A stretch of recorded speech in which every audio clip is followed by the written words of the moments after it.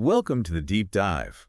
We're diving into the fascinating world of bizarre foods today. Yeah, should be interesting. We've got a smorgasbord of sources to unpack Yeah. some real stomach-churning dishes, surprising health benefits, and even the risks of eating these unusual foods. You've really outdone yourself this time. Well, I'm excited to dig in. Food, it's such a fundamental part of life, Right. but it can also be a source of such curiosity, even apprehension. Who hasn't encountered a dish that made them think twice? It's so true. For instance, we have San-nakji from Korea in the lineup today. Oh, tell me you don't. Imagine live octopus tentacles. Oh, wow. I've heard about that one. Have you tried it? I can't say I have. I'm not sure I could handle those tentacles wriggling around. And then there's Casu Marzu. Yossi Marcy, that rings a bell. It's a Sardinian cheese. Right, with The- live The maggots. live maggots, that's the one. Yeah. Not for the faint of heart, that's for sure. Definitely an acquired taste, I'd say.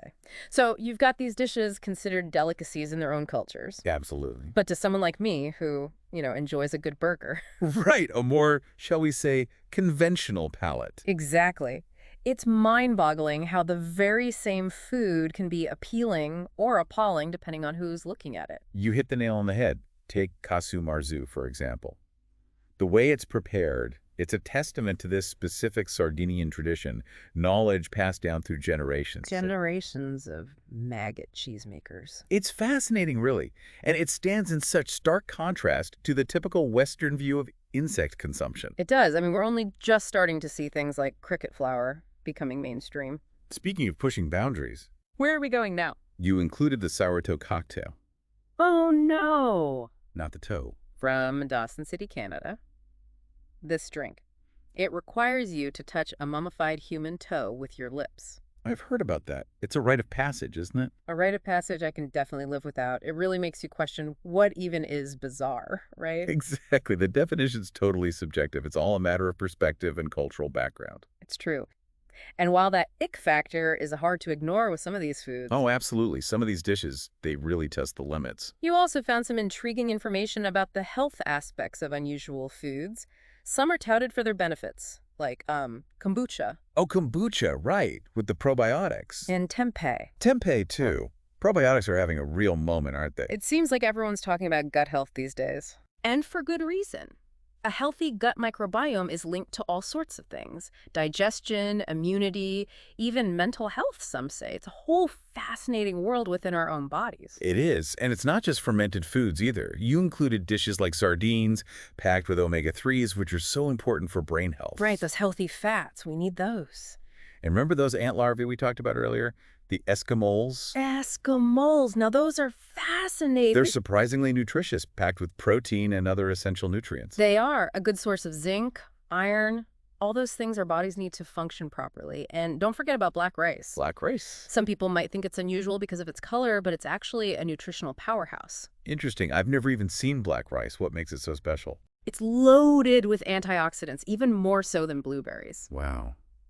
I'm learning so much today. See, I always just thought of insects as, well, pests. You know, right? But seeing them as a potential sustainable protein source is pretty eye-opening. It really is. It challenges our preconceived notions of what a healthy diet even looks like, wouldn't you say? Yeah. It's about looking beyond our familiar plates and considering the full spectrum of options available. It really is. So we've got cultures embracing foods that others might find totally repulsive. We've got these unexpected nutritional powerhouses. It makes you wonder, what else are we missing out on? What else is out there that we haven't even considered? It's a whole world waiting to be explored, that's for sure. But with all these benefits, we can't forget about the potential risks, right?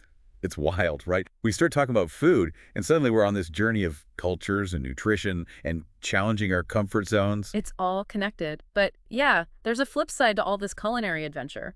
We can't just focus on the exotic and unusual without considering the potential downsides. Right. Some of these foods come with risks if they aren't prepared properly. And you found some good examples of that, like the fermented shark, the Hákarl. Hákarl.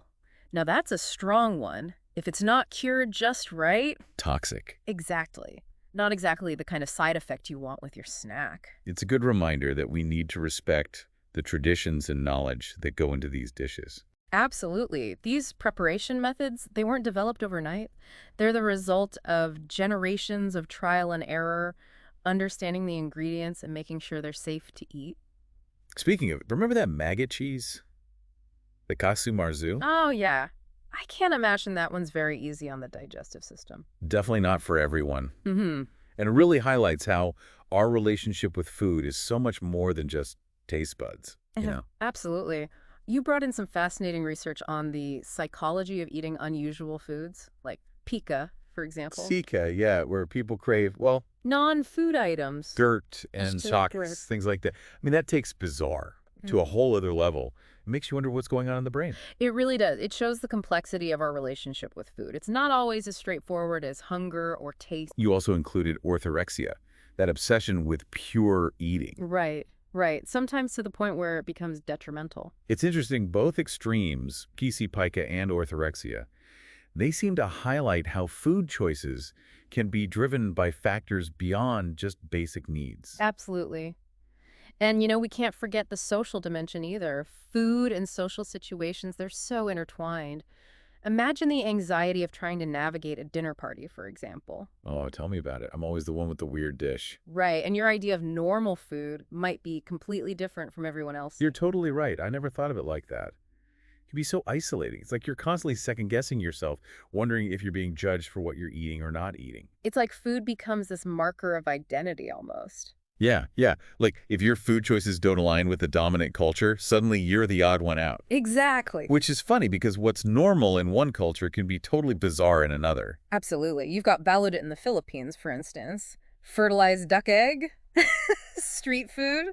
Common as a hot dog over there, basically, but... I don't know if I could do it. It really makes you appreciate the incredible diversity of human experience, though, even when it comes to something as basic as food. It really does. We're so quick to judge, but often it's just a lack of familiarity. What we consider bizarre might just be someone else's normal, their tradition, their comfort food. It's all a matter of perspective. Yeah, food really is this lens, isn't it? We can look at cultures, psychology, and even our own limits through it. It's amazing, right? And speaking of limits, there's another layer here we've just skimmed over. What's that? Sustainability, our impact on the planet. Like, these foods, they're fascinating, sure, but... But we can't ignore where they come from and how they end up on our plates. Precisely. You mentioned the Greenland shark, right? The one that used to make Hákarl. Exactly, Hákarl. There's a lot of debate about whether that's even sustainable. I mean... Those sharks, they live a long time. Slow growing, late to mature, you know. Very vulnerable if we're not careful. So it's a tough balance, finding a way to honor those cultural traditions, but also making sure we're not harming the environment. It's a delicate dance, for sure. And it's not just the sharks. We see it with other dishes, too. Like bird's nest soup, right? Exactly. It's considered this delicacy in some cultures, but the harvesting practices, they raise all sorts of concerns about the bird populations. Right, right. It's a lot to think about, honestly.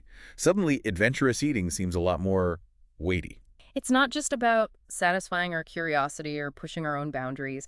It's also about understanding the broader consequences of our choices. What we eat impacts the world around us. Yeah, you're right. It's a responsibility. A responsibility, absolutely. Curiosity is great, but it needs to be balanced with awareness and critical thinking. What we put on our plates, it reflects our values, you know, it shows how much we understand that everything's connected. Well said. As we wrap up this deep dive, I'm feeling, well, fascinated, definitely. But also, I don't know, a bit more thoughtful, I guess. I get it. It's eye-opening, isn't it? All this from just talking about bizarre food. It really is. Yeah. So I have to ask just one more time, if you had to pick one bizarre food from everything we've discussed, what would you try and why? Let us know. This deep dive has been a real treat, but now I'm thinking we all need a good snack break.